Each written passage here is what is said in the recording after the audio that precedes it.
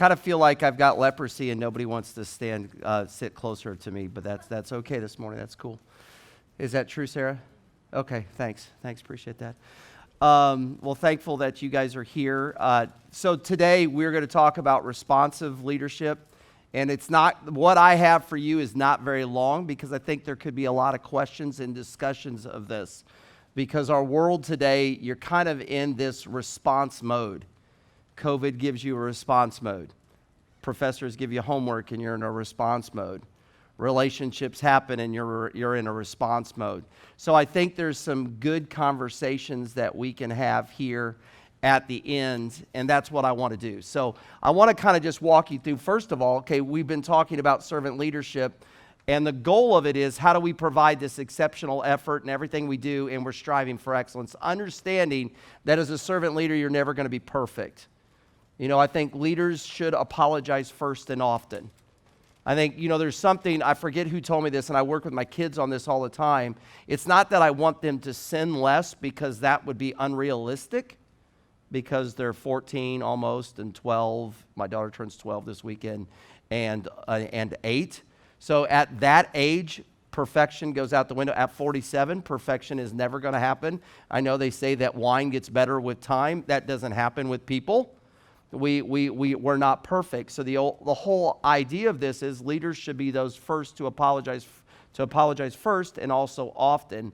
But also, I want my kids to realize they're not going to sin less. They're just going to recognize their sin quicker. That's the goal. You know, until we get to heaven, we're still going to sin every single day.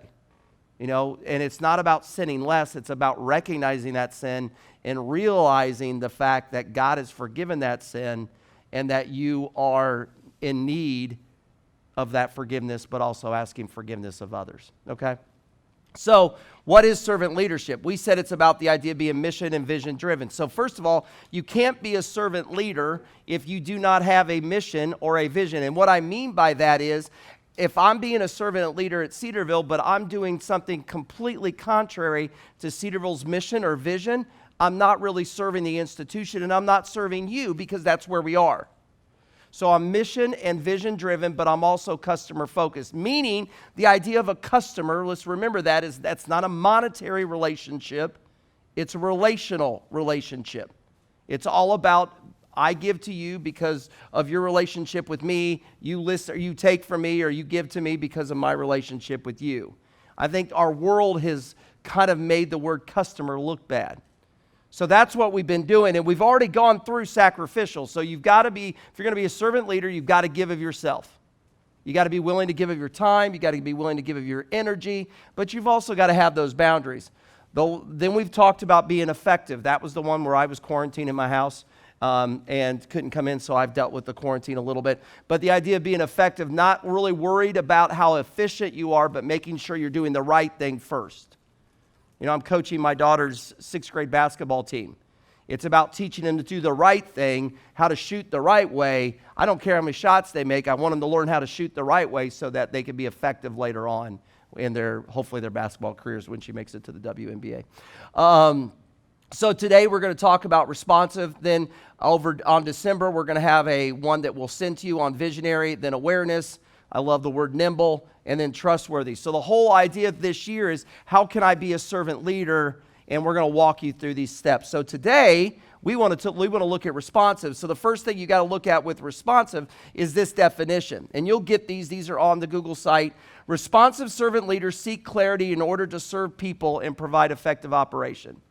So if I want to be a responsive leader, I'm seeking clarity. I'm trying to seek the clarity.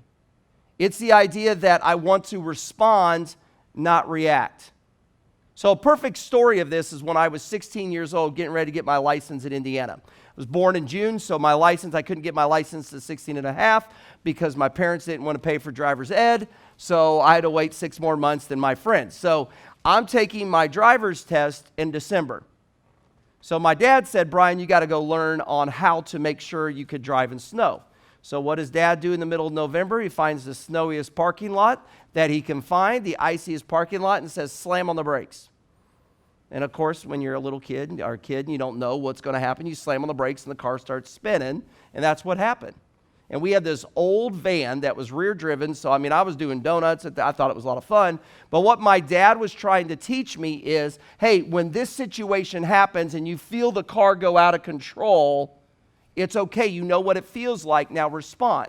Because a lot of times what happens with people, if they've not really driven in snow, go to another story, fast forward to 1993, when I'm traveling for Cedarville and we're driving back on 72 and it's snowing.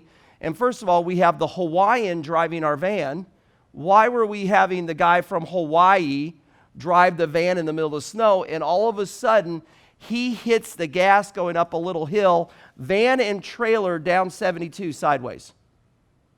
He didn't know what he was doing. He froze. He overcorrected, did this, so that by God's grace, we didn't go in the ditch, we didn't hit a car, we didn't hit a truck, but he didn't know what was happening. And then 3 weeks later, the same thing happened on 42 with me driving, and I remembered, when I start sliding, this is what you do. You take your foot off the gas, you don't try to overcorrect, and it was not nearly as bad.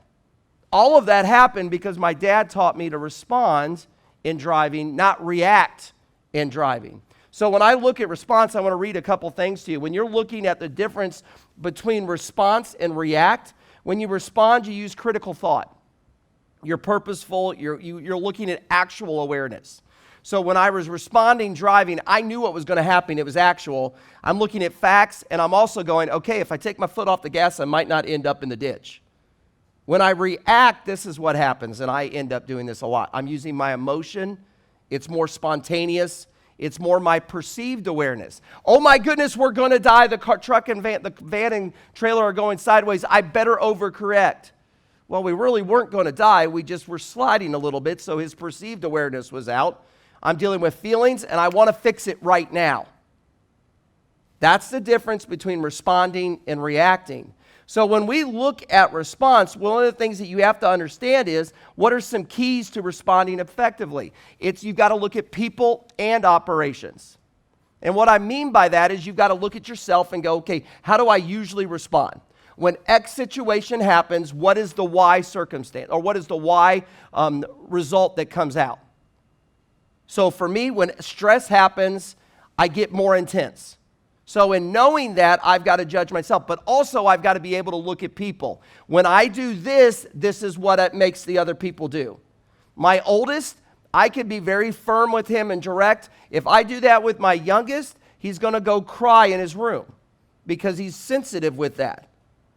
So I've got to know my people, but then I also got to know operations, meaning I've got to be willing to understand, hey, how does this work? So with running sound, and when I run sound at church on Sundays, it's always the understanding, I've got to understand that if I push the level too far, this is what's going to happen. So it's about people and operations. It's also about your reality and dream. So when I'm responding, people might say, well, you're telling us to respond, so how can we dream? Because dreams are more reactionary. You've got to have both. You've got to have reality and you've got to have your dreams. What is the perceived reality right now? But understanding what's the reality and how do we get to the next level? It's okay to dream, but you don't want to live in the dream world. You got to live in where you're actually at that point. Improve and innovate. You should be looking to improve. I'm a changer. I'm a tinkerer. I don't know if that's how you are, but I don't like to leave things the same. I like to make things better. But you got to hold that in balance with being innovative. So if I'm only changing just to change, or am I really trying to innovate, responding because it makes you better? Like at getting started this year, we had to innovate to make it better. We had to respond because of COVID. But we did it in a way, it's between innovation and improvement. The last one you got, I messed up. And then those are the three things right there. So you're keeping the keys. You're looking at your people. You're looking at operations. You're looking at reality. You're looking at dreams. You're looking to improve. You're looking to innovate. Now, let me give you really quickly, how do you actually respond and not react?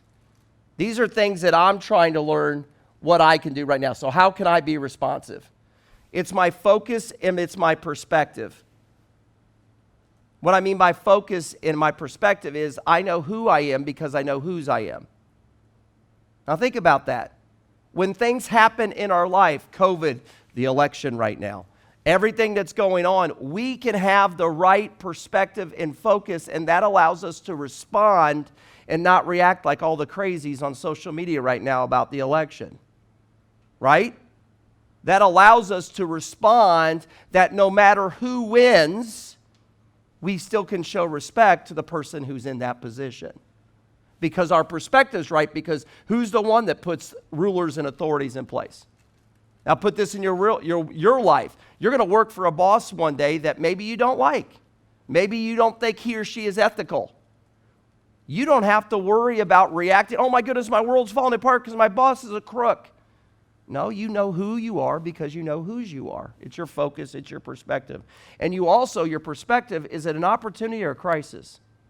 I think a lot of us have looked at COVID as like, this is a crisis. I look at it as this is an opportunity. God trusted us and knew that we could handle this enough and put us here. So let's stop looking at what we can't do and look at what we can do. So it's your focus, it's your perspective, it's your knowledge. So if I'm going to respond, I've got to keep growing. So I use the example of sound. If I'm going to respond when things happen at church, I've got to grow my knowledge in how to run sound. I've got to grow my knowledge in coffee. I've got to grow my knowledge in my job. It's one of the things that 2 weeks after you guys leave, I'm spending 2 weeks of doing nothing but personal development so that I can get better at my job, so that I can respond and not react. I react because I don't know what's happening. I can respond because I understand what's going on. The third one is time management. I think a lot of times we react to things because we feel hurt because we don't know what's going on with our time right now. How about you? You're like, oh my goodness, there's a quiz tomorrow. Oh my goodness, I got to react. I got to study. I got to do whatever. I'm freaking out. You know, time management, guys, you schedule your priorities. So stop trying to prioritize your schedule and go, okay, how do I get everything in today? No, what are the big things you got to get done? Get those done. You're going to have a lot more white space in your calendar, and you're going to be able to serve people a lot better. So if you're going to be responsive, you got to take care of your time. And the last one, you've got to have this servant's heart. You've got to be willing to give to others. But I can't give to others if my focus and my perspective is wrong. I can't give to others if I don't have a true understanding of what the job is. I can't give to others if I'm so worried about what's going on with my own schedule that I can't fit people in. I can't have that servant's heart without the top three. So when I look at being responsive, I know that I've got to continue to improve and grow in this. And it's something the world wants. It's something the world needs because we live in a world right now, look at social media, that reacts. Oh my goodness, the election's not over. What is everybody doing? They're either complaining about how loudmouthed President Trump is, or they're complaining about how the election's being stolen. I mean, it's this, that, this, that, this, that, this, that, this, that, and it's almost taking all of our time. What if we responded in a way going, okay, I don't like that there's a lack of integrity in our government, but who's in control? God's in control. Is there anything that I can do to fix this situation? Absolutely not. So what can I do? I can live with my focus and my perspective, understanding that I know who I am because I know that God is in complete control because I'm Him. I'm His. Also, I know my knowledge. I understand that right now, politics, nothing I can do, like I said about it. Time management, I'm not going to waste time looking at social media over and over again to see who's won yet. And that allows me to serve other people because no matter who gets the position, God put them there. That's what Scripture says, right? And God says that we're supposed to respect our leaders, Romans 13. So that's servant leadership from the perspective of being responsive, not being reactionary.